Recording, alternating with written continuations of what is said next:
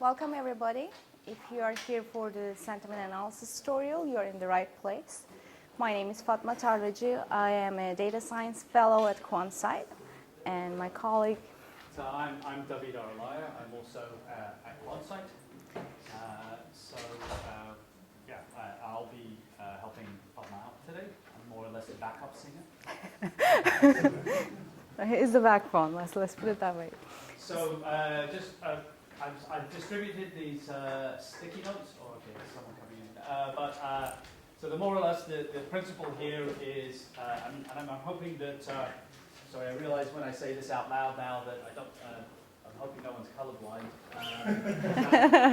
Well, no, it happens. The sort of the bright pink ones, I guess these are for emergencies. So if you need help, put this up on your laptop somewhere I can see it, and I'll come over and give you a hand. Occasionally we'll ask a question just to make sure everything is okay. So right now, for instance, we're going to ask you to download the zip file at this URL. So once you've got it downloaded, and if you can start off your Jupyter notebook and make sure that you can load up the introduction one, and then put your green sticky somewhere we can see it, then that means we'll know that everything is good, and that will help us out with that indicator. Excellent. Actually, just a quick show of hands. Has anybody here never used a Jupyter notebook? Okay. Okay. I can come over and give you a hand if you need it, but that's kind of what we were expecting. Along those same lines, has anyone here had prior experience using? Has anyone here never used scikit-learn? Just show of hands at the moment. Okay, that's cool as well. That's useful information. Yes, definitely. So we'll keep that in mind when we're giving explanations further on. Perfect. So we will spend the first 5-10 minutes for you to just set up your environment. And like Dhavide said, if you have any questions during that time, please let us know. If you are having any issues with the tiny URL, there's also a Git repo if it is easier for you. And if you are more familiar with Git, you can also download the repo from this URL that is in the introduction notebook. So so once you get to the state where you've got this notebook loaded up, if you can just put up your green sticky note. This is the introduction.ipymd. So just so that I know, and then once we've sort of got there, then we'll also make sure. Thank you.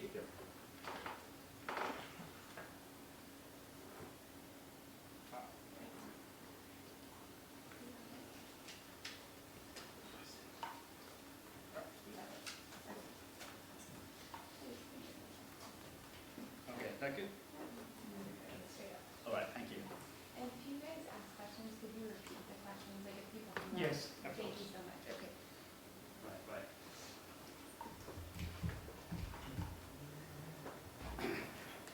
It seems like it's going well.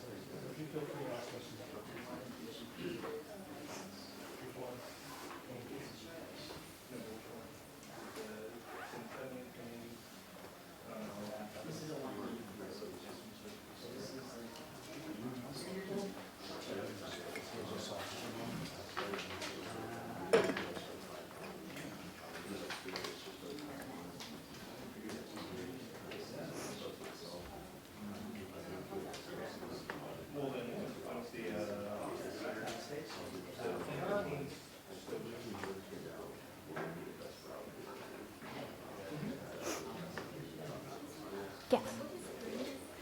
It's like you're good to go for the stage that we are at. For example, right now we are downloading stuff, and if you're finished downloading, you'll put it up so that, and if anybody is behind, so that we can, get to them and help them so everyone is on the same page. So it helps when we are like, going on a step-by-step way so that,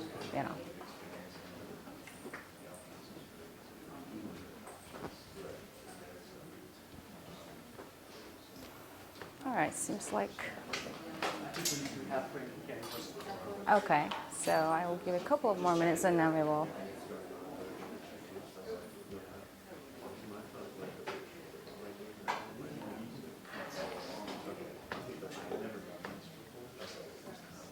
So if you have installed your repository, you might want to start and running this first cell where we are importing the libraries, because especially the library natural language toolkit and LTK will take a couple of minutes to download.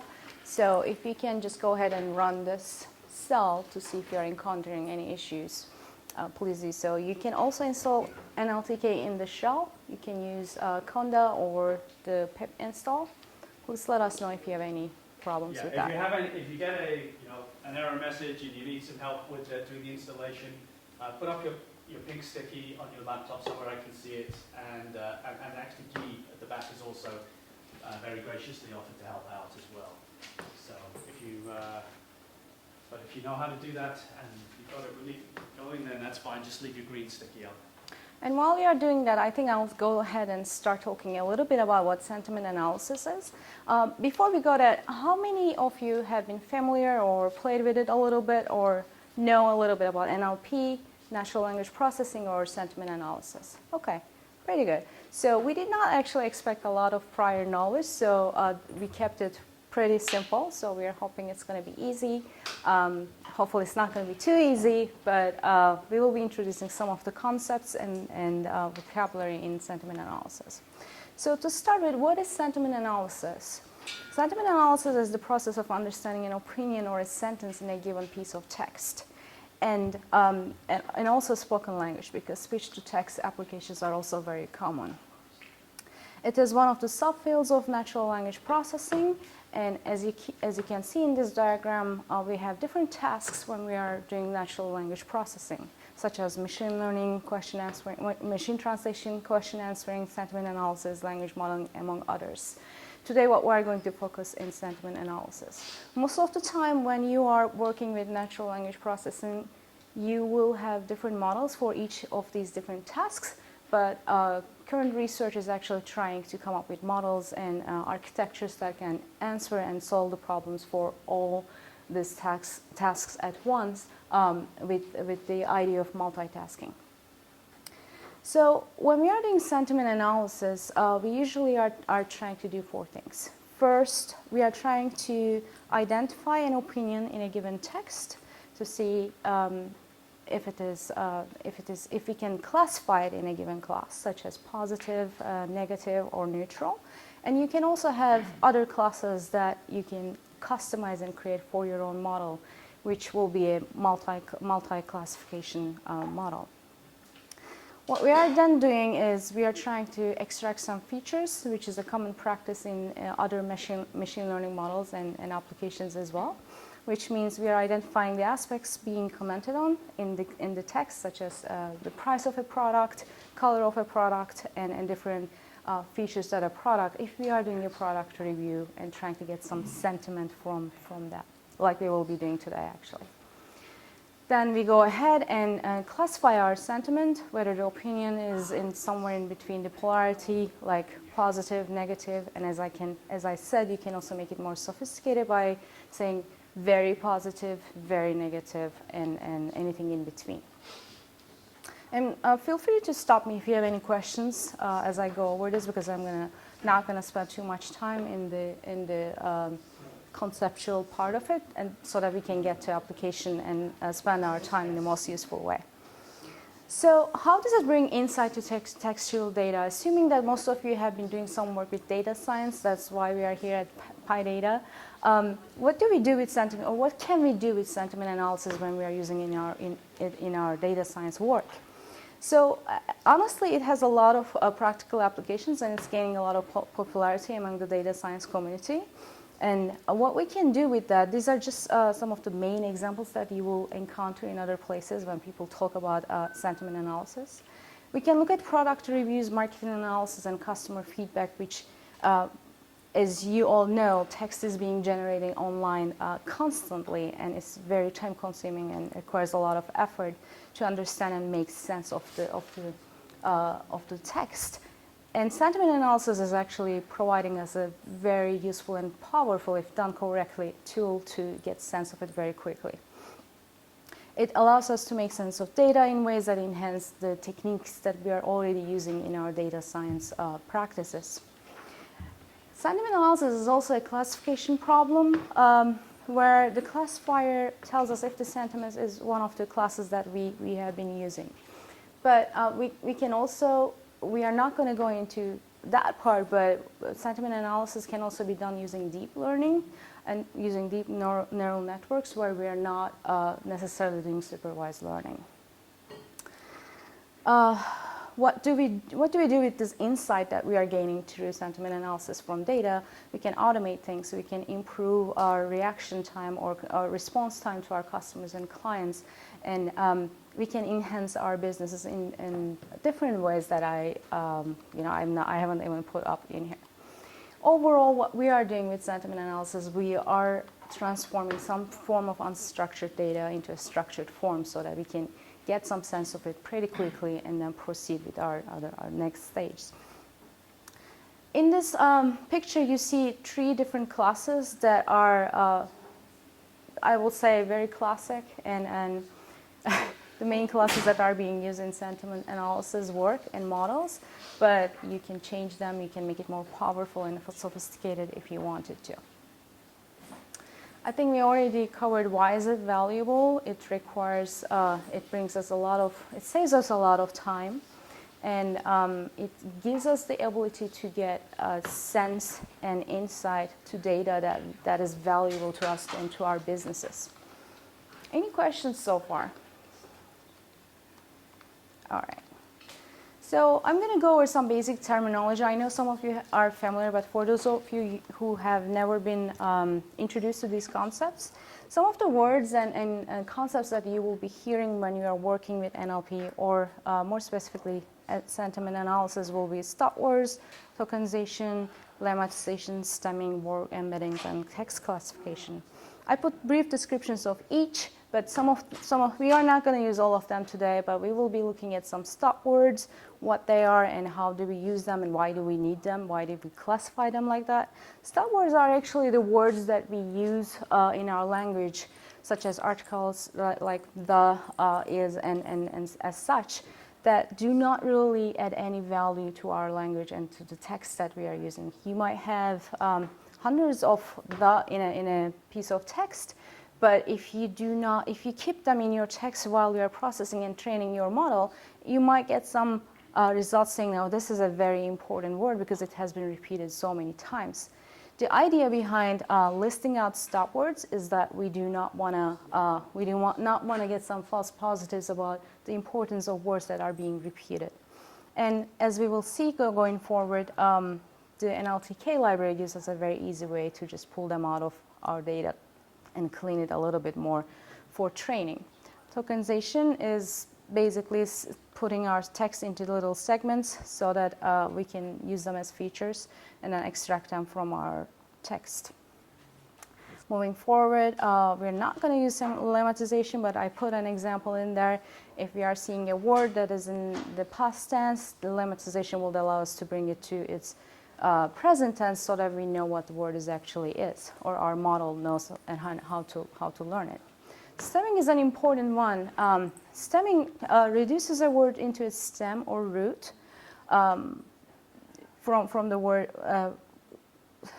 Did I put it wrong in here? Okay, so if a word has some affixes and suffixes, then stemming will bring it to its basic root form. You will see in one of the examples that the stemmers that are given to us from the libraries, such as NLTK, are not perfect, but they are still, most of the time, in many of the models, are useful to get and increase our accuracy of the model that we will be using or creating. All of these things are actually in the stage of preprocessing our data, textual data, and we will be doing some of these in the next exercise and the warm-up, and you will get a better sense of it.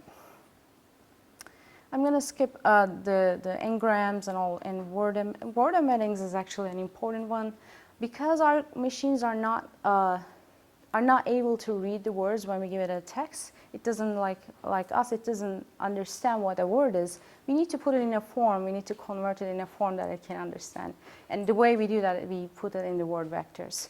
What does it mean? A word is being presented as a vector of numbers, and words that are similar will have similar vectors in the same vector space.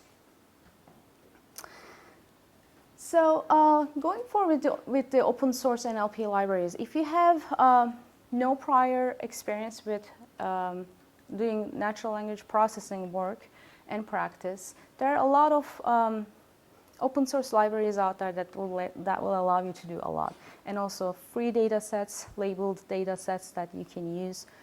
That there's a lot that can be done without having to pay for anything, basically.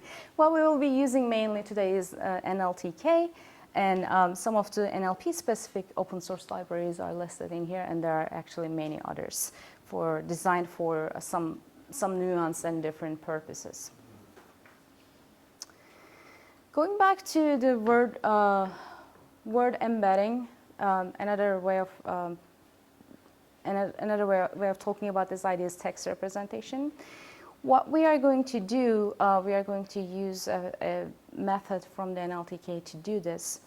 But before we get to that, I want to explain what bag of words is for those of you who have never heard of it.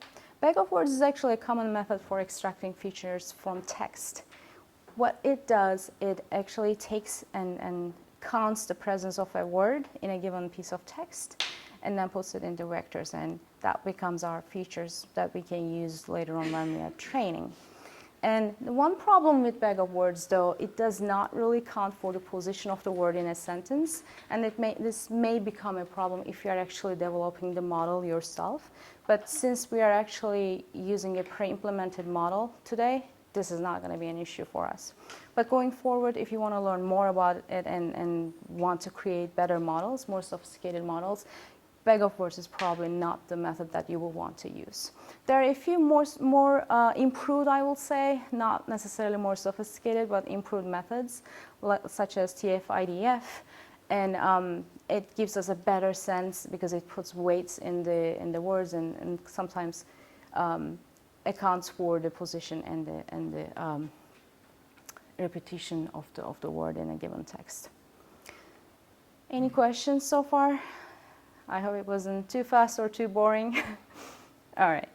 So what we are going to do today, hopefully this gave you some idea about why using sentiment analysis or any other NLP work in data science kind of work or in our professional businesses is important. Hopefully you got the idea a little bit, and then we will proceed from there. What we are going to do, we will build a little sentiment analysis classifier in Python using some of the libraries such as NLTK and scikit-learn. If you do not have any experience with scikit-learn, that's perfectly fine.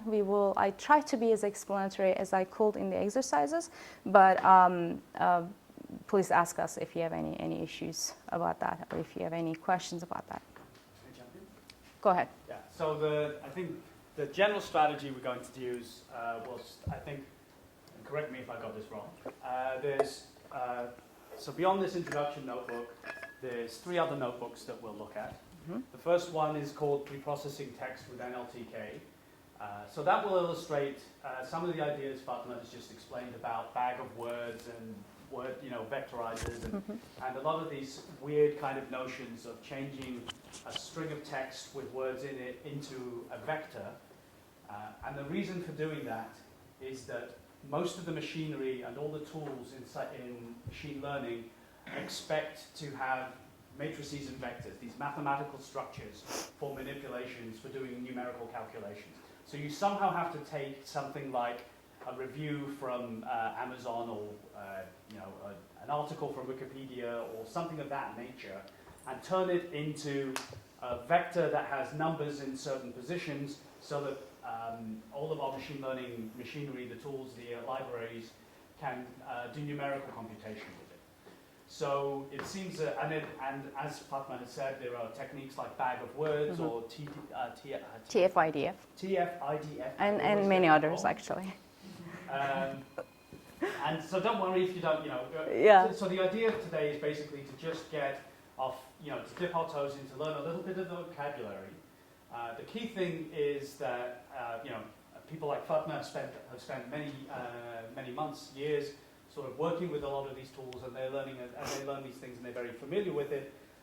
What we want to do is just sort of develop enough vocabulary, and see through first of all this first notebook here, and then the two exercise 1 and exercise 2. Exercise 1 is working with a toy data set. Exercise 2 is working with some reviews of I think from Amazon Alexa. And just sort of to process those to see whether or not they're positive or negative. Just two sort of simple workflows. We probably will get to the end of those by today, but if not, I think if we get through maybe one of the exercises, it's enough like the second one that you'll be able to work through it yourself. But again, the key idea is just to get enough of an understanding of the core vocabulary, the core ideas, and a little bit of working code so that you can then go and explore on your own. It's never easy sort of, picking up all of these tools when you learn machine learning, when you do natural language processing. There's all of these weird acronyms and toolkits and libraries out there. The core ideas are sort of some of the things Fatma has already outlined for us. And I just want to re-emphasize that, if our goal today is not to try and do it, it's a big field. There's lots and lots of active research in this area at the moment. We're just trying to sort of get enough of a foundation that the ideas make sense, so that when you actually look at the documentation for NLTK and other libraries, like, oh, I know what that word means now. I know what bag of words is, or things like that. So that's sort of where we're going in the next couple of notebooks. Yeah, thank you. Yeah, perfect. Thank you. Thank you so much for clarifying that.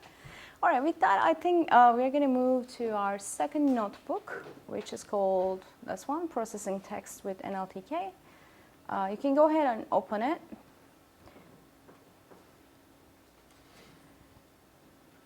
And this is actually a little warm-up. Some of the code has already been placed in here for you. And if there is some that hasn't been there already, such as importing all the libraries, you're just going to copy and paste it from the introductory file and put it in this notebook. So why don't you just explain a little bit about, from the top cell, Porter Stemmer, word token, just tell us what those things are. Exactly. Yes. So you see that the first import from NLTK stem module is Porter Stemmer. It's one of the older stemmers that NLTK provides for us. What it does, it just as I mentioned, what stemming was, it brings the words to its root form, and then it allows us to get a little bit increased accuracy in models. Not always, but most of the time, because it also depends on the type of data that you have. So we are going to import Porter Stemmer. There's another one, Snowball Stemmer, which is arguably is relatively better, but you can also play with that later if you want to. For this exercise, I picked Porter Stemmer. This is one of the, as I said, older and more known ones, I should say. And now we will import this function called word tokenize, which will allow us to tokenize our words so that we can put it into vectors and then process it for our model when we are training. And just please remember, if anybody gets any error messages while this is all coming up, please put up your red sticky note and I'll come up and give you a hand. So what you can do in here, you can just get the imports from the first introductory. Actually, we won't really need a sklearn in here, but I'll just put it in here just in case it gives us an error. I'll just move down this notebook, and then you can ask me if you have any questions. So in the second cell of code, you will see that I put as my data set, sounds funny, a couple of sentences, and then I put those sentences into a data frame so that I can get a better picture of it. Later on in exercise 1, you will have a better chance to use some of the other libraries like pandas, which I'm assuming many of you might be familiar with, to get a better insight of the data and what it looks like. So as you can see, this one has only one sentence and one row. It's really nothing sophisticated, but this is what we will be doing going forward, just putting our data set into a data frame so that we can put it into different forms that we will like to work with. This will require some pandas. If you're not familiar with it, please let us know. So there are different ways to inspect the data that we have, given all the open source great tools that we have. And if you want to look at what stemming looks like, I have put an example sentence in this cell, and then I want to know how I can actually, how the stemming of this thing works by creating an instance of Porter's stemmer so that I can use it, and then putting it in a for loop where I can stem each word in the sentence that I put up there. If you run this cell, you're going to get an error. Oh, that's weird. Did you actually put the cells up? Where's I have.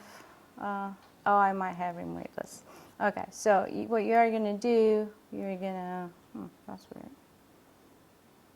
Oh, do you have to split the sentence into a list of words? Yeah. It's not tokenized. Yes, it's not tokenized. All right, I'm sorry. Okay, so we are going to tokenize the I know, right? Yes.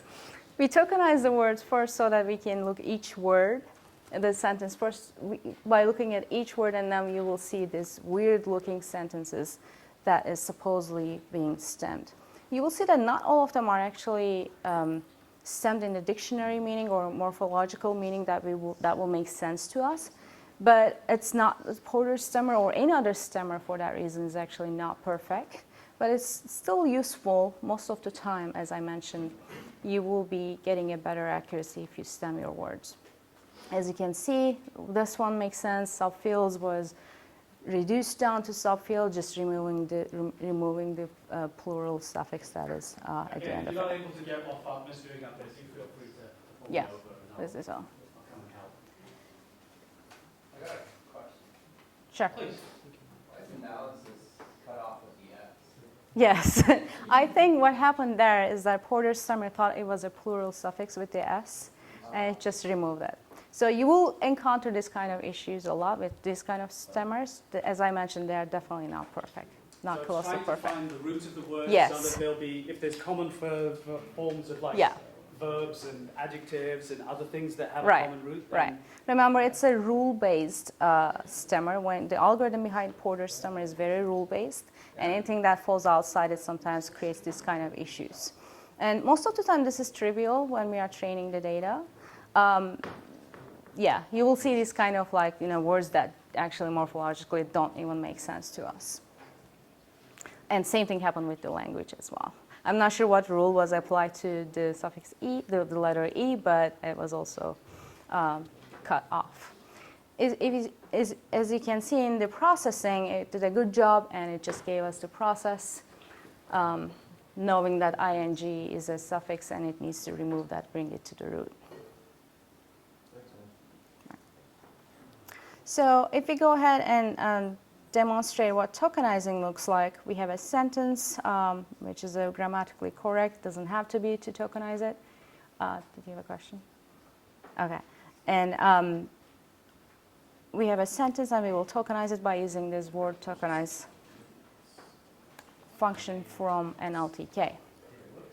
We could, like in Python, you could literally do that with a split or anything like that. But doing this with word tokenizing is more useful in different scenarios where split may not work. If you want to play with it, you can go ahead in the next cell and write your own sentence, tokenize it, and stem it. I'll give you like a couple minutes to do so if you would like to, and then I'll keep going for the next examples and why they are there. All these steps hopefully will be useful when we are doing the exercise 1. You can go ahead and, not go ahead, but you can go back to this notebook and look at some of the things that we have done here to complete the exercises in exercise 1 file.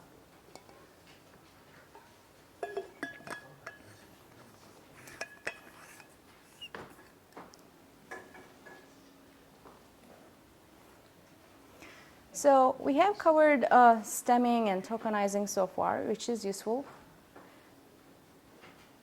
Some of the two main things that we will be doing when we are pre-processing our data to get it ready for training. All right, I'll go ahead and run on this next cell where we are, before I do that, let me explain what white space tokenizer is. An LTK library gives us different options how to tokenize our text. One of them is white space tokenizer. If you have a data set which looks very weird and it has like a bunch of white spaces in it, a word tokenizer will probably not work. I mean, it will work, but it probably will still keep the white spaces in there. So if you have such a case, you might want to go ahead and try white space tokenizer to get rid of that. And white space tokenizer is also going to get rid of things like end lines and tabs and any other commands that you might have like ingrained inside your data that you have if you were to try to do it manually or using other methods from Python might be a little bit tedious. And because you want to save time and you want to speed things up, white space tokenizer might be a good option for you depending on what kind of data you have. So if I run this cell, you will see that all the things that were in my sentence, like end lines and tabs, will be gone. So in the first print, you will see that they're not there, but they're on different lines still. So it's still reading the end line. But then when we go down to tokenizer, white space tokenizer, you will see that you get actually a beautifully tokenized list of words, which you can then embed. So tokenizing is splitting a text into words, and stemming is changing the words into a root form of the word. Yes. Okay. Mm-hmm. Definitely.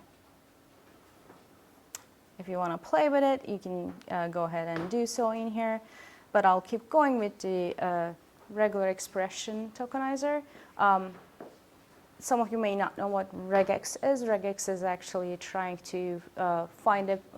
Let's yeah. slow down and give them a minute to All right. catch up Okay. before we get to that. So how's everyone doing with the... So far, before we get into the regex, that's kind of a weird. Always just ends up looking like curse words in the end. That's what Mm-hmm. Yeah, it does.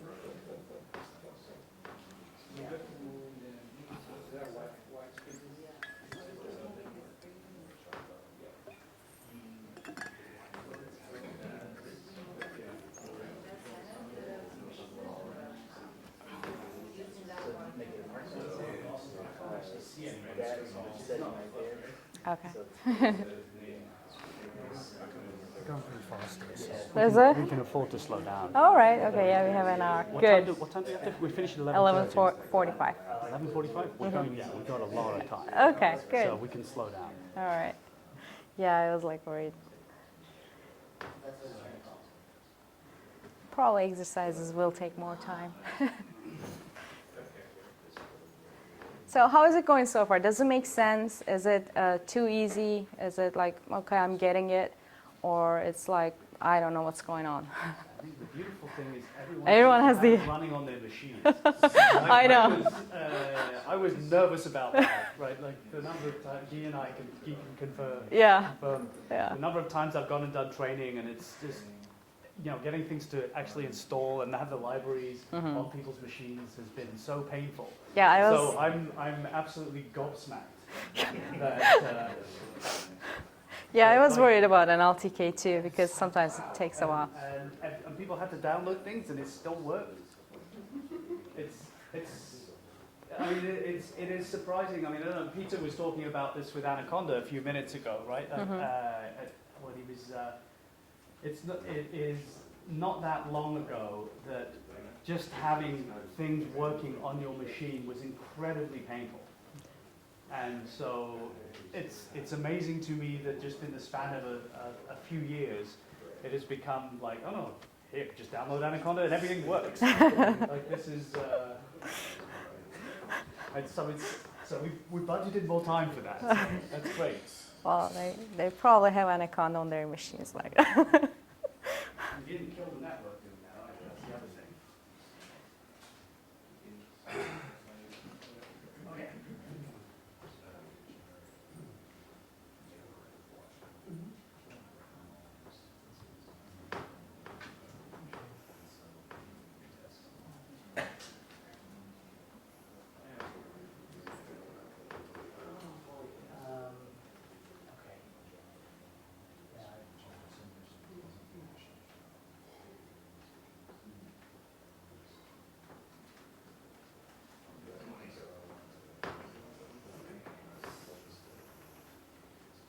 So do you have any other, or did you have another Python distribution? Did anyone try the white space tokenizer exercise, the little one? Sure. So I'm going over and trying to word tokenize to white space, white tokenizer. It seems to be giving the same thing. So like, is this example like not extreme enough so I can find a difference?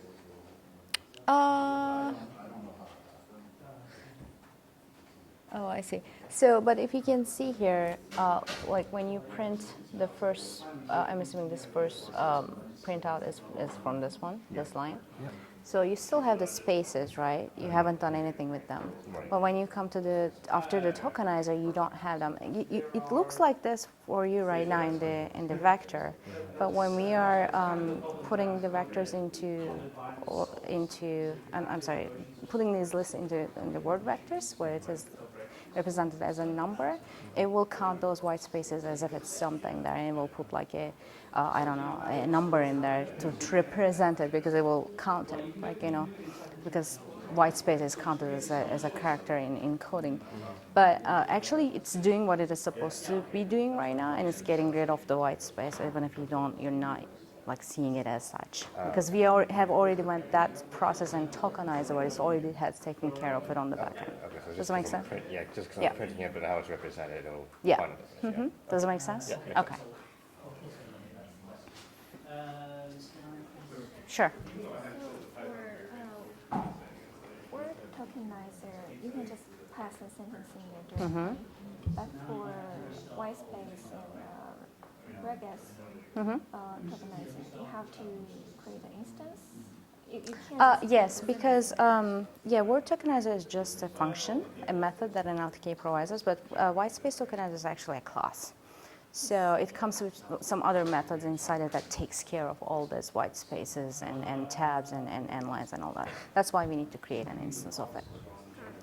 But word tokenizer is basically just a function. It's from the tokenized class, but the way we imported it if you move up in the import cell, you will see that the way we import it from the tokenized class is just that, and it's not a class. So then it's the same input here. But as you can see, like we always do in Python, we capitalize our classes, right? That will give you a cue about like, oh, is this a class or is it just a method that an LTK giving me? So that means like if it is a class that probably has, I actually know, but it has like so many other bunch of methods that helps white space tokenizer to do what it is supposed to do, because white space tokenizer not only takes care of the space, but it takes care of some other, like end lines and tabs and this and that, all that stuff. So I'm assuming for each of those, it will have a different method inside the class. That's why it needed a class rather than just a simple function. Does that make sense? Got it. Thank All right. you.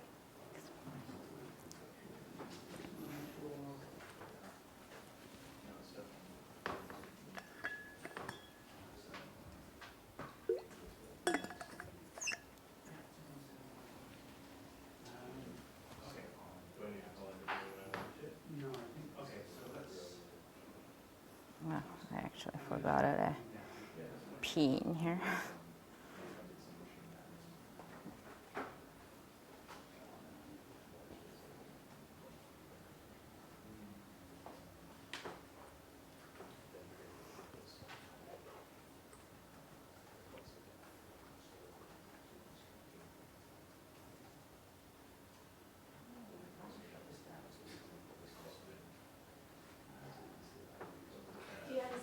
when white space tokenizer shines? I tried a few things and it seems like white space tokenizer, so far as I could do, always did the same thing as the word tokenizer. Well, it depends on the, yeah, I heard contraction here.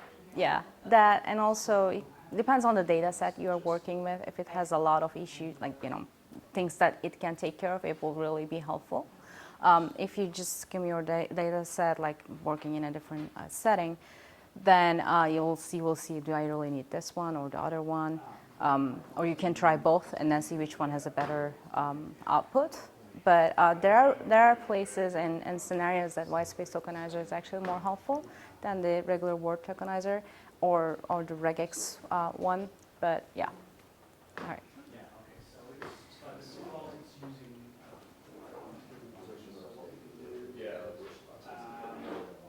is now we can be around, and you can select the word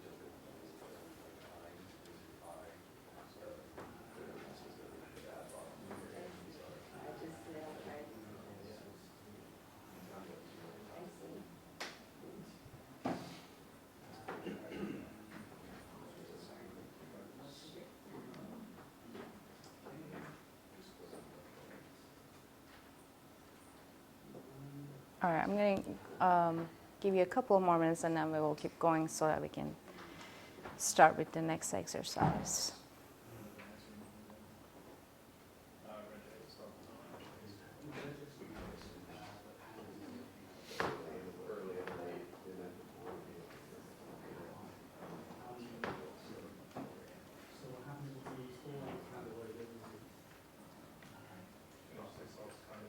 Another question. Sure.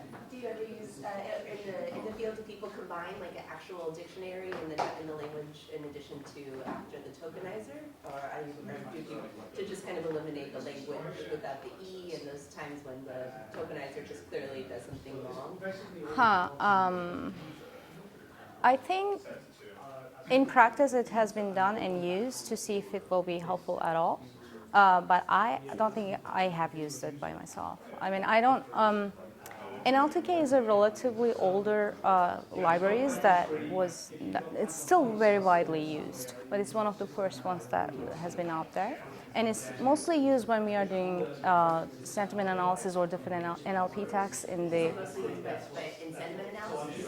No. In all the NLP tasks, you can make use of NLTK. But what I was going to say, if you are doing some natural language processing work in the traditional machine learning sense, as opposed to deep learning, you will be using these libraries. So what I have been lately doing, mostly deep learning part of the stuff, where I'm using pre-trained language models and transfer learning and all that. So I don't really need this kind of little work that I need to, I still need to pre-process my text and all that. But NLTK is very beginner friendly for people who are just getting into NLP. So that's why we chose to use it today. But yeah, going back to your question, I know that it has been done, but I have not practiced it myself. So, all right. So I play a board game a lot, and I always play it on the iPad. I never. All right, okay. I'm gonna go ahead and very briefly talk about regex tokenizer. For those of you who are not familiar with regular expressions, it's a way to find a certain pattern and search in strings and in pieces of text that we have. And it can take different parameters depending on what you're searching and what you are trying to exclude in your search. And here in this cell, what I'm trying to do by using this dash and W plus, I'm telling my tokenizer that I'm only interested in things that are words, that are qualify as words, and give me only those in this text that I'm giving to you. And I gave this tokenizer a sentence which has dashes and exclamation marks and all that. And what it is going to do, hopefully, it will just get rid of all that and then give me a list of tokenized words that are free from all the punctuation and things that are not defined as words. Does it make sense? And regex tokenizer can take different arguments depending on what you want to do, and I will encourage you to go and explore what else it can do. It's actually it can be very powerful depending on the data set, the type of set that you have. And if you want to play with it, you can go ahead and play with it. But I will move down to stop words. As I mentioned in the beginning of our tutorial, stop words are the words that do not necessarily add meaning to the text, but can negatively impact the accuracy and output of our models later on. So what we usually want to do, we want to remove them from our data set in our preprocessing step so that we don't have to worry about them. So if we want to look at what English language stop words are defined in NLTK, we will need to run this cell, and we will see a bunch of like adverbs and prepositions and things like that, and contractions and things like that that does not necessarily change or have meaning in the word itself. You might want to get rid of this output because it's actually very long. But if you look at it, it's quite long and has all the things that will not necessarily be important when we are trying to make sense of or get sentiment from a piece of text. Add stuff to it too. You can. I believe you can. Good question. I need to double check, but I believe it allows you. If not NLTK, there are ways that you can customize it and these are my stop words. You can even create it yourself and say that these are the stop words that I don't want to look at and I just want to remove them from my vocabulary for my text. I noticed there is Sure. wasn't and are not here. That isn't if I listen and says I wasn't happy, and then if I remove the wasn't, it will become I happy. It will be the opposite of the sentence was intended to mean. Yeah, but yes, great question. That actually will go back to n-grams, which I did not quite explain because we're not going to use it. N-grams is a way where when we are evaluating our text, we are evaluating it in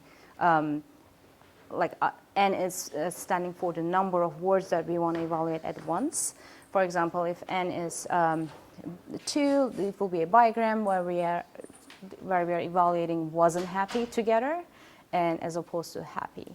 So that will give us a better, more accurate representation. But when it comes to vectorizing words, it doesn't really, as I mentioned, bag of words does not really care about the order of the words. So it wouldn't matter if there's a wasn't behind happy for this method that we will be using. But in other settings, it will make a difference. And overall, our goal is to represent each word as a vector. So wasn't and happy would have different vectors. So it still would not affect what we are trying to do with this type of work. Does that make sense? Okay, but that's a great point, yeah. And there are ways to overcome that, like n-grams and different methods as well.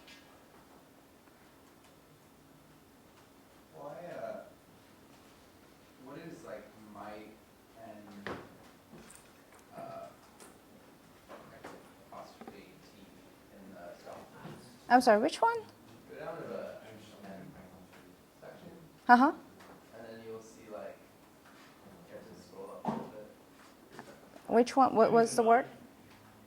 M is another, yeah, so it's might and apostrophe T. Yeah, that's a might not. Yeah. Yeah, that's a colloquialism for might. Yeah. That was my next question. Yes. So how does this handle colloquialisms? For Yeah. example, That's a great question. it was a good time, or it was WUZ a good time. Because I deal with a lot of Facebook data. Yeah. Uh-huh. And so it's no one's speaking this good. I know, great question. As I mentioned, NLTK is one of the relatively older libraries. So newer libraries and tools are actually trying to account for that, especially Twitter data and all kind of social media where slang is very common and there are words that are not in the dictionary. So they are trying to find different ways to account for those. I think NLTK was trying to do that by using some of the colloquials that are well-known or relatively well-known, but it's not quite there. So if you were to try just this with a very simple bag of words model on a Facebook or Twitter a text that has a lot of slang in it, that is not grammatically correct or anything like that, you probably will not have a very high accuracy of your training. So do some of the newer newer tools you were mentioning have the ability to alter the words as you see, like add those words in and say, I know what this is. So I don't know quite in detail, but I know that some of the other libraries are trying to add them in if they are common enough, like LOL and things like that. But there are different ways, sometimes stemming them in a certain way or lemmatization and all that. They try different options, but I think the biggest or the most useful thing right now is people turn to like more deep learning kind of like language models and transfer learning where you don't have to worry about any of those because it's already learning that. wow, that's Yeah. just. As a guy who deals with a lot of, for example, I do a lot of work in Appalachia in terms of ad placement in West Virginia. You know, the slang that comes out of West Virginia is nothing like the slang that comes out of Arkansas or Idaho. I can imagine. And so I'd have to theoretically have experts. I know Arkansas slang. to deal with this and so that. Yeah, I mean, if you want to go further and learn more about like NLP methods and things, I would encourage you to look at like transformers and self-attention mechanisms and all that. They are actually getting pretty good of taking care of that kind of problems that previous models and libraries are not very good at. So yeah, but that has been a common problem, and NLP researchers and practitioners are like, what do we do with this? We need to find a way to figure out and understand text when it is not grammatically correct or morphologically meaningful. Would you wrap like emojis in this too? Oh God. Actually, that is a great question. I know that there is. It has been an open research. I think it still is for a while. They are actually doing work figuring out how to interpret emojis because they carry a lot of meaning, and even it contributes to reasoning when we are trying to understand and reason about the text. So there is work that is going on about emojis, and because it's basically became like part of our language now. Whenever we text or whenever we tweet, we use some sort of emojis. So they are taking it into account right now. I believe it's still like open, and people are trying different things to overcome that. But yeah. Emojis like in Slack, you still have to type them up. Yeah. But it's only on Slack. If you use different tools, you probably will have like weird symbols that doesn't make sense, and it's to a regex thing, I'll just wipe it off. Some people use regex first, and I don't want the emojis, and I just get rid of them. But yeah. So sorry, where are we at right now? We are done with the preprocessing warm-up, so we can go to exercise 1 if everyone is okay with it. Yeah, so we've done the regex specs, the regex thing, and you. Wow. Okay. I mean, I hope I explained it well, but if you have any questions about the regex tokenizer, please let me know. It's regular expressions are a computer science thing that that are very useful for data scientists to know for a lot of text processing applications, and for a lot of systems kind of operations when you're trying to find regular patterns in strings of text and in a regular repeatable way. Often for things like matching file name patterns, right? Like a file underscore and then a number, and they're trying to do operations on them. So it's well known in sort of the computer science literature. But it turns out, of course, it's very useful also in this particular context as well. And so it is in itself the topic of its own large number of tutorials and books. But it is something that can be done in the context of natural language processing as well, so which is why we brought it up here. But we can, I think you're probably right. We can move on to exercise 1 now, and then we'll take a look and try and do one sort of work through with a toy data set of And then afterwards we'll try it with a larger one. But we'll see the mechanics and we'll see how to put together these tools that we've covered so far. Yeah, so there's pretty much no starter code in this one. I left it up to you. Looking at the preprocessing notebook that we have just covered, you can actually use the same code in this one as well. And why don't you go ahead and start importing the libraries and then using the data frame and all that. You can refer back to the previous notebook, as I said, and also let us know if you have any questions. What we are going to do in this exercise, basically, we are going to apply all the tools and methods that we have learned and covered into a very tiny toy data set of length of 27 lines, basically. It's, it's very small.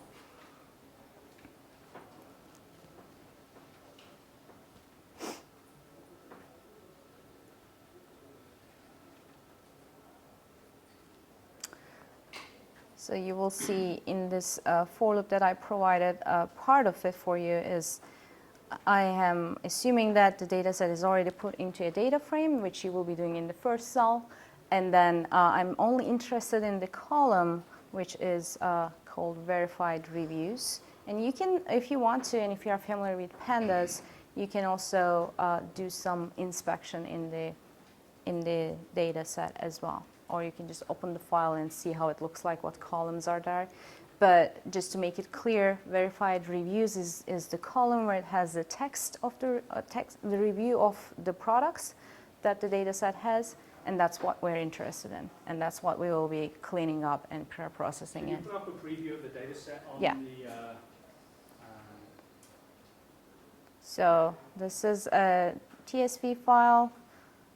Okay. Tab separated value. Yeah.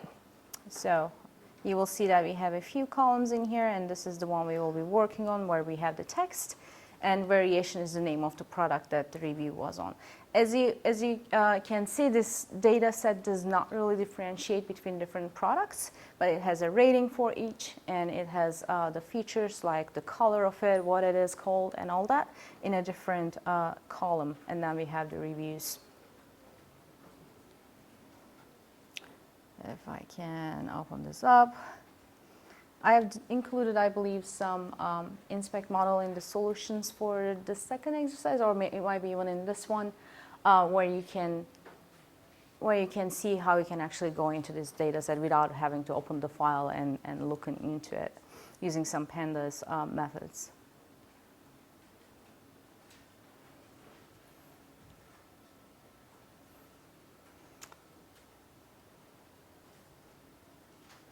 It's not very important for our purposes today for the sentiment analysis, but using pandas, you can actually get a better understanding of the data. You can divide it into dates and then set a sentiment analysis within those dates to see if there's anything has changed as opposed to last year or this year. You can divide your data set into different parts if you wanted to. So there's really a lot to do. Yeah, of course, not 27 lines like this. Or even the full data set that we are using today is actually very small. It has only over, I believe, 3,100 or so reviews. It's relatively small as opposed to so many other review data sets that we have, but we did not want to have like issues downloading and running into problems, so I kept it very small. But going forward, you can use this model on a different data set, which might be bigger. You just need to tweak a little bit. So don't be shy of pulling me over and if you need any help.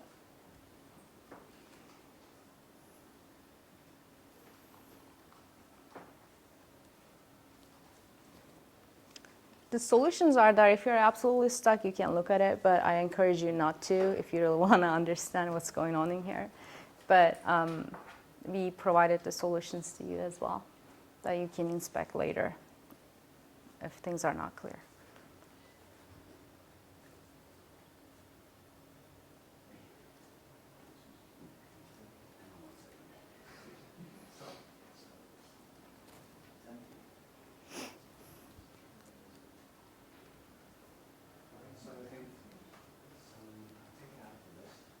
You will see that in some of the cells that are to-dos for you, and some of them are already provided. You just need to look at it and see if it makes sense.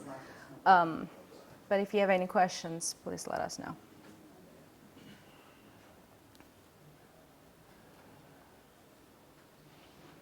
This is the part where we are starting to use scikit-learn, which is a very widely used machine learning library, I would say, and data science also. And so we will be using some of the methods that it provides for us.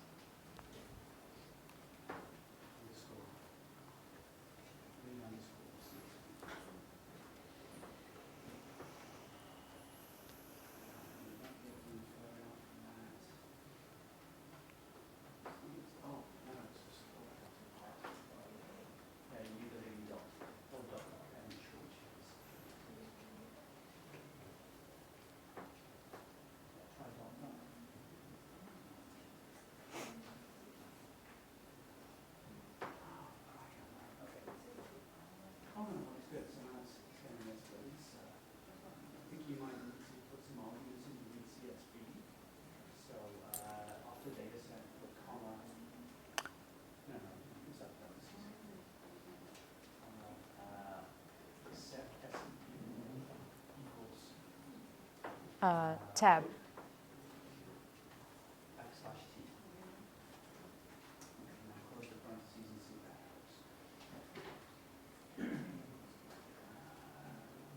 It should. It might be delimiter instead of sep, maybe. That might be the issue. Yeah, see, so There you go. TSV stands for tab separated file. Tab separated values, so now it's actually How's it going? but it seems like it's part How fast doesn't exist? Oh, can you check what your present working directory is by maybe just create a new cell above here? And yeah, just say pwd. Okay. All right, so you are in the exercises folder. It doesn't, I think this path doesn't really get to that, this path that I provided. What you might want to do, you can cd back one, cd dot dot in this one. Okay, cd dot dot. And now you can do, yeah, there you go. Now it should see this path. Now try it.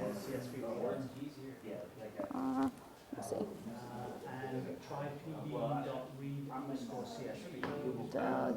Is it still not finding the file? That's interesting. Oh. Data, the path looks I correct. think it's exercise because it's under exercise. Data in. Data is in the data folder. Data. Yeah, that's interesting.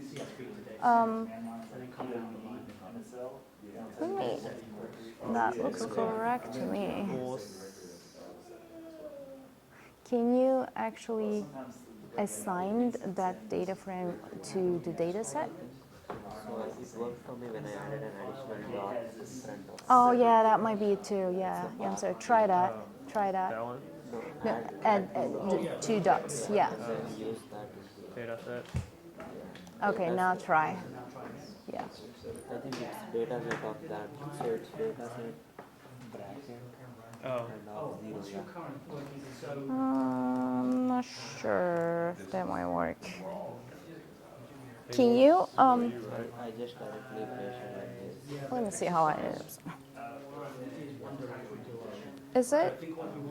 How did you make it work? It should work. I just. Oh yeah, you didn't. Maybe can you assign this line, entire line, to your data set?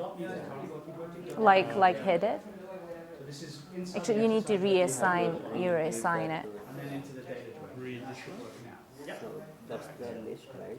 Here when you're reading the file, assign that to a data set. Right. variable. So go to this second line where it says pd.readcs. Go to the beginning of it and do dataset equals. Let's see if that's gonna work. That's No, it still doesn't exist.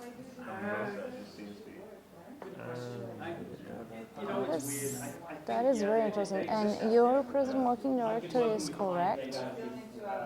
project where they actually use like vertical pipe characters and a vertical bar to separate the fields. So, which is Yeah, you're in the right. So why don't you get rid of the second dot? because it's already in. Yeah, because you moved it. No, you might need that. Yes. Do the same in the previous one as well. There's problems when, you know, there's Yeah. the commas inside, the tabs inside, or whatever. Okay.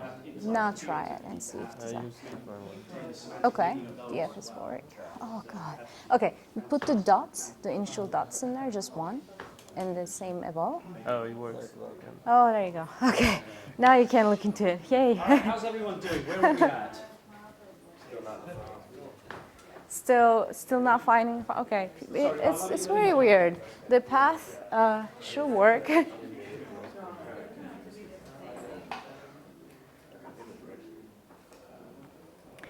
Can you check your present working directory with? Yeah. So here's the. So like I'm in the actual folder CSV. How did you get in there? That's weird. I like changed my CSV. So did you move the? Okay. So the folder that exercise 1 is. If you're having a path problem for finding the toy data set, check for your present working directory and see where you are. You might want to go back and go back one step, one folder up, and be in the main directory. So let's go back to the note. Sorry. That's okay. All right. So rather than OS, let me show you. So if you just do percent PWD, just somewhere in there. This is an IPython percent PWD. That tells you the current directory. Oh, I changed it. Oh, I see. Okay, so now let's do %cd dot space dot slash exercises. Okay. The reason I'm doing this, and now delete that cell, we don't need that. I just want to be in that directory because that's where this, just cut that cell. I want to make it so that we don't have that there. Now when we are in, okay, so where we're trying to do the reading, okay, so now, so now what you want to do is you do something like data path equals quote, no, don't put a list, just put a string, dot slash data, slash data slash void. So if you're done with this step, you can keep going to the next one and let us know if you have any questions.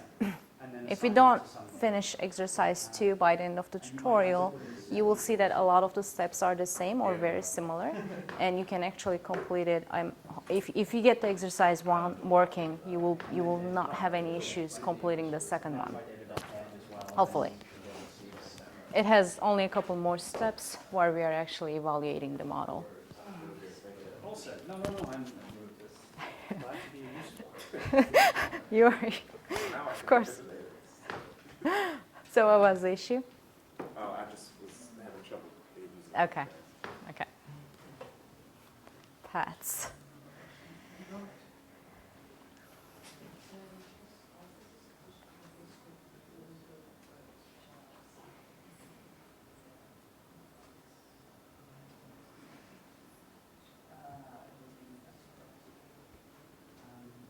I got another question.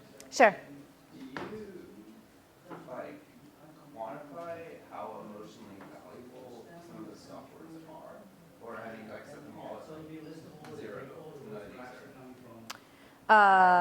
When you say like each word in a sentence, is that what you mean? Because like you guys have your standard set of stop words and like filter it out. They have them. Yeah.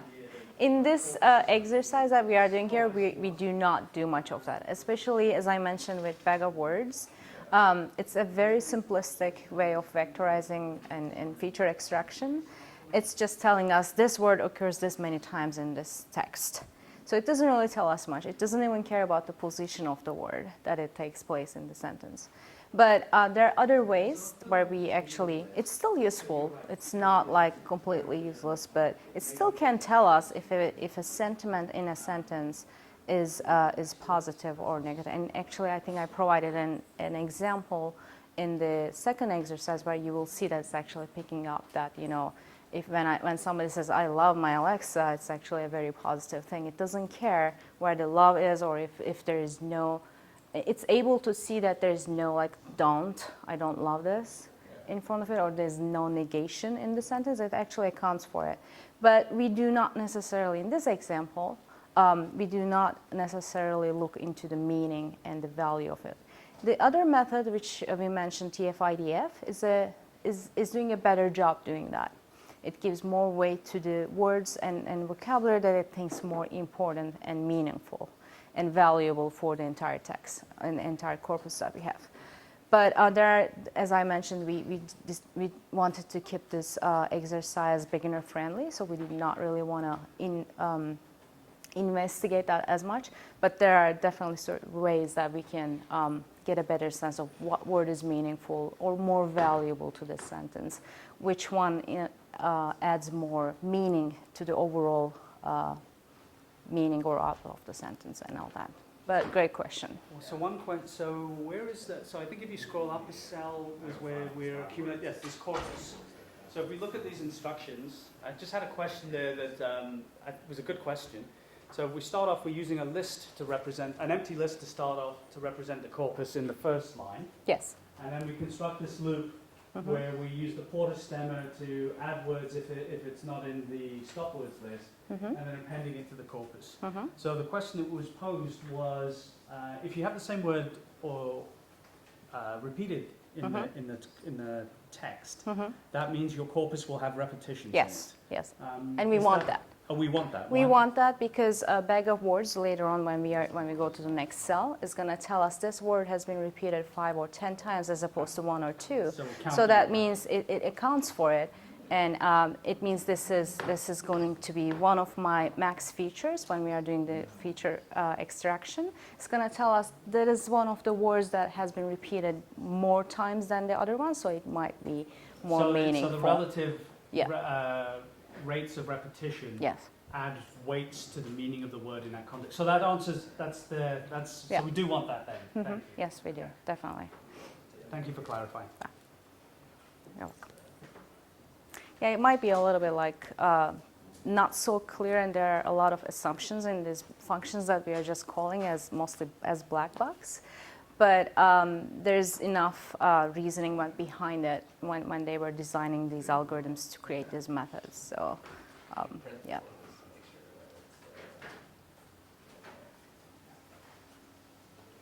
And the reason, if it is not clear already, the reason that we have this corpus as opposed to that we had the data set, we just want to have a cleaned set after this pre-processing step. Yeah, we are running a little bit out of time. Well, no. So let's aim to finish up this exercise. Okay. And then we can kind of, I don't know, maybe we can either demo the last one or show them the solution. We will just show the solution, and then you might want to go over the evaluation step and why it is important and all that. Yeah. Okay. All right, so... so let's try and finish this one up, because we've only got a few minutes left.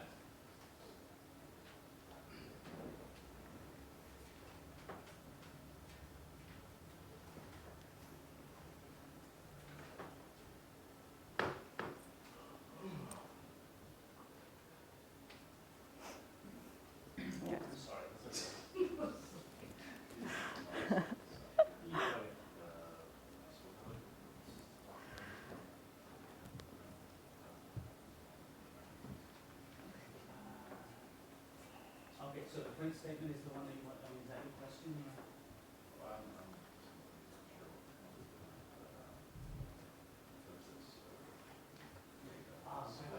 yes.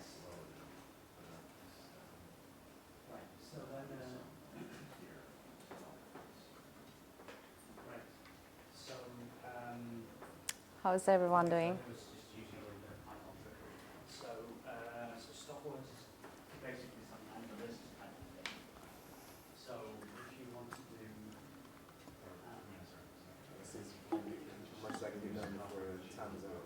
I know. We thought, yeah.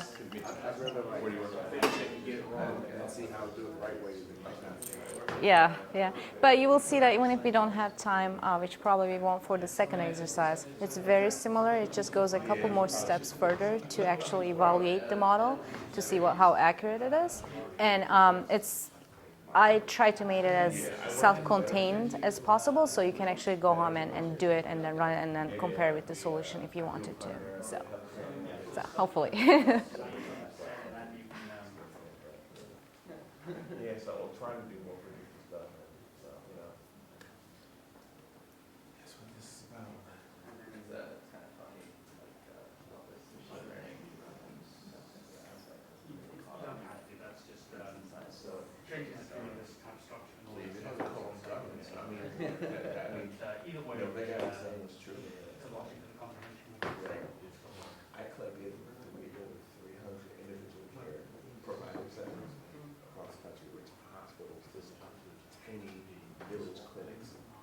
So Every place has an individual physical server on site. And then it has to roll up to a regional server and then roll up to a data warehouse that nobody has access to. Yeah. Yes. That's fine. So, One of our clients is the U.S. Department of Agriculture, and so it's actually there's not too bad. It's farming industry states the worst because they're global and they also like it's almost kind of like government is more defined nice process compared to the farming industry and healthcare. yeah, From my experience, we have a defined process, but we're just behind.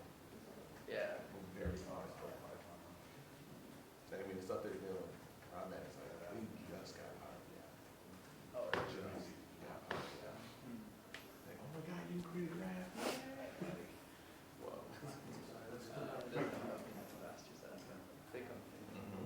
They still use index for a lot of their stuff. So does Photo. Really? Oh my God. Well, not even Edge too. It's No. like something. IE7. It's awful. It's totally awful. All right, let's see. Incorporate classifier. No, sorry, I understand correctly. No, it's not instant. So the X Random is force just classifier. yeah, right. Is she gonna go over that or The no? other thing you can do is you want to do the low, but you want to do the Are you gonna go over the classifier part? Yes, we will in the next couple minutes. Yeah. All right, cool. there is a solution. But we definitely won't get to the second exercise. Take a look through there. You can around it.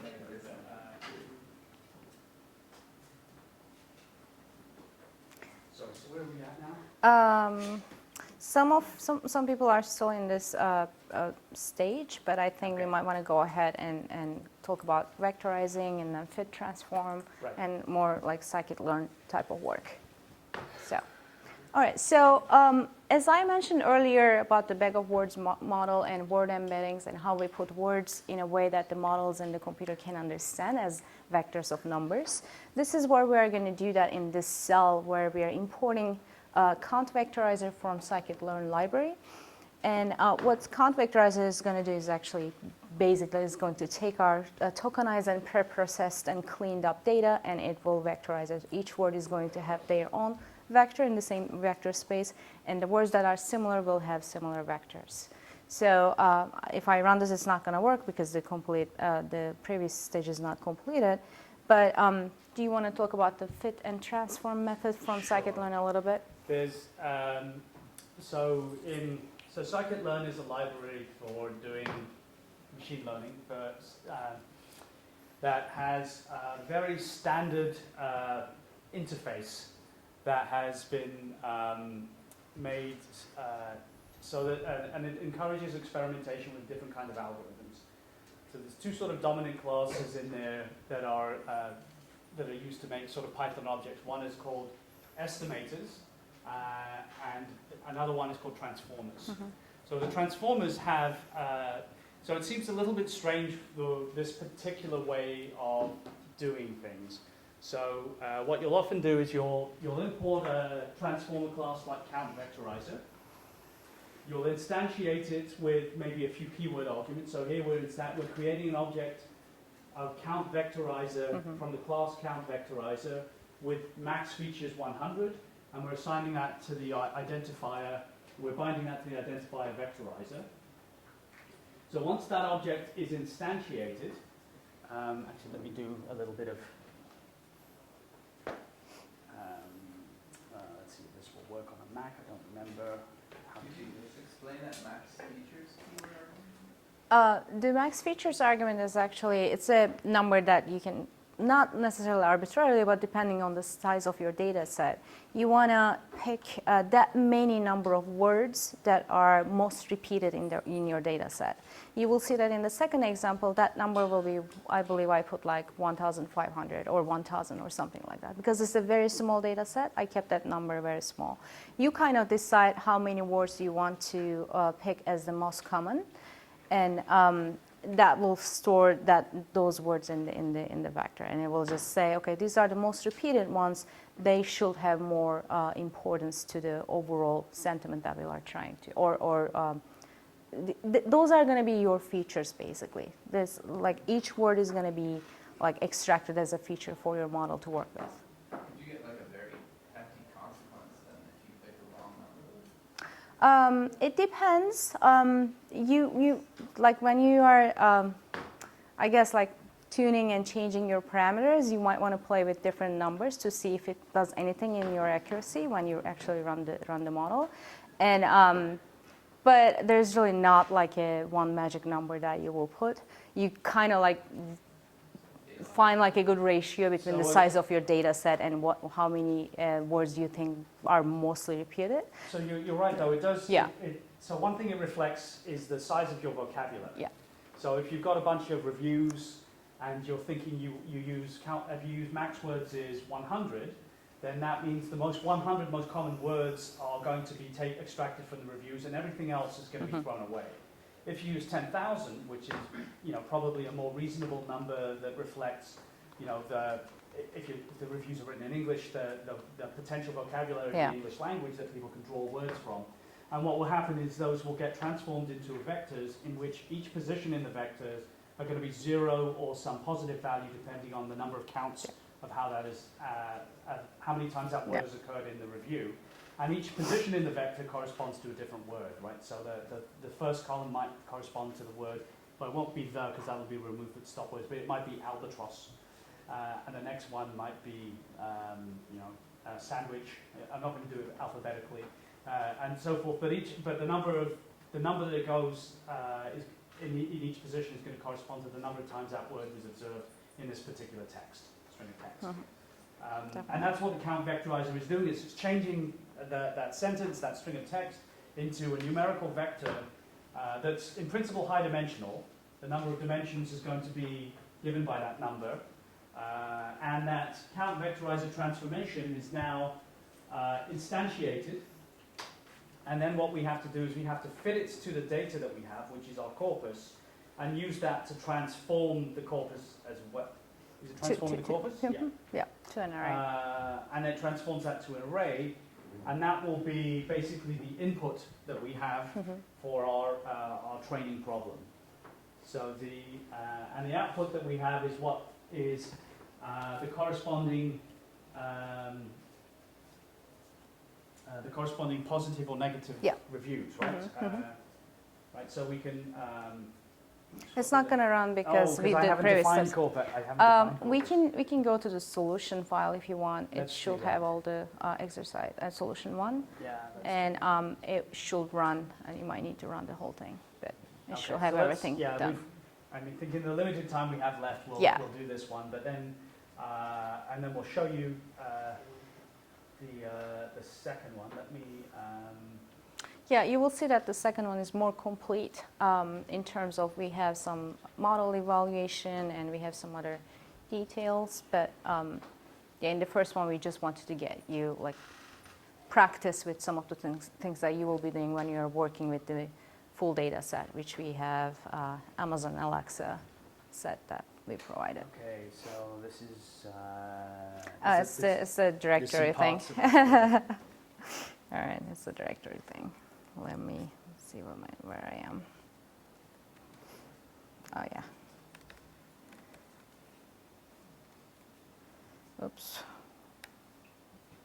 One too many. All right. So I'm actually going to comment this out and run this. I'm good.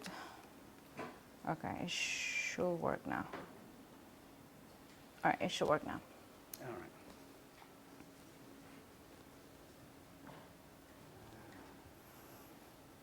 Okay, so. This is exercise 1 solution, though, if you wanted to do that. Yeah, that's fine. I'm doing wrong. I can't drive a Mac. I'm sorry. What did you want to do? Just keep going. I was just Maybe. trying to use the keypad there and then. Okay, so. Okay. So that we have. This is the part that some of you are working on right now, and here where we are using the fit transform, and here we haven't covered this section, but it's the split. Right. There. Yeah. So let's take a look at these vectors just so we can see. So if I take a look at y, I can see that's an array of, I guess those are all positive reviews. Probably, yeah, might be, because it's a very small data set, and Right. I did some inspect in the solution files that you will see that most of the reviews in this specific data set are predominantly positive, so this is not very unusual to see that, you will get more positive reviews than negative reviews. Makes for a bad classification. It does, yeah, it's not very balanced, but So I'm just going to look at the first 2 rows of the matrix X, and we see it's a matrix that's mostly zeros with a few ones that correspond to the occurrences of words after it's been vectorized. Right. So that's, and again, this is weird, right? It's not intuitive for us as humans looking at this representation of the text that we've got. But the reason we need to do that is because that is what all of that machinery and machine learning, all of those algorithms that do solve classification problems and do things that we need that underlie sentiment analysis require something like this rather than the words. The words. And then the question of how you encode this actually determines, some different behaviors. But once we've got it into that basic form. At that stage, we have prepared our data, pre-processed and cleaned it, so we are ready to actually create the classifier.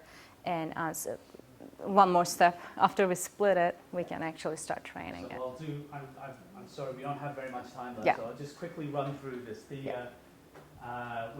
We have a way of splitting the data. We have a big matrix, and we split it into 2 parts at random, just a set of rows that correspond to observations from our corpus. And then we pair, so that'll be called the training set and then the test set. And as is standard in machine learning, we need to have that so that we can actually, we use the training set to train the model, we fit to construct how the model is going to behave, and then we use the testing set to evaluate how well it works after the fact. Although we don't have that code in here, we have that in the next one. Yeah, we do have it in the next one. But again, so now we're importing a random forest classifier. My goodness, these are very big words when you see these things, if you're not seeing these things before. And these classifiers, there are a few others in NLTK library. They are already implemented classifiers and models that you just call and use them. You do not implement the model yourself, which you can if you want to explore, but these are some of the well-knowns. Another one is like naive-based classifier, and there are some others that you can play with to see if any of them is doing a better job than the other in a given data set that you might have. So as I mentioned, the standard way that we do things in scikit-learn is you instantiate an object from the estimated class, again with some parameters describing what it's like. We use the fit method to fit that to the training data. So you have to give it the inputs x_train and the outputs y_train. And then right? So that's called, and that can take a while, but although this is instantaneous because this is a small set. And then finally, we can then use a predict, once the model has been trained, the sentiment underscore classifier object, we can use a predict method to apply that to the inputs for the test data, and we can see how well that matches, right? So we can see y pred, let's just see the first 10 elements, right? And it predicted those all being 1, but of course, The data set is our like data set was small, trivial, and- very small. And I think we only had, right, if I look at the first 10 elements, those are That's also, yeah. that's not 10. Why is that? It's a bit, Oh, is that longer? Oh, we only had We- 4 in the first place. yes, Right, because we have a total of 27, and yeah, it's pretty small. But you can do this kind of explorations in the second exercise because it has way more lines and data in it.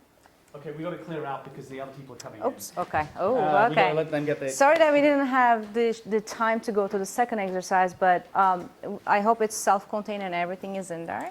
Please let us know, reach out if you have any questions. Thank you so much for coming, and I hope this was useful. And thank you so much.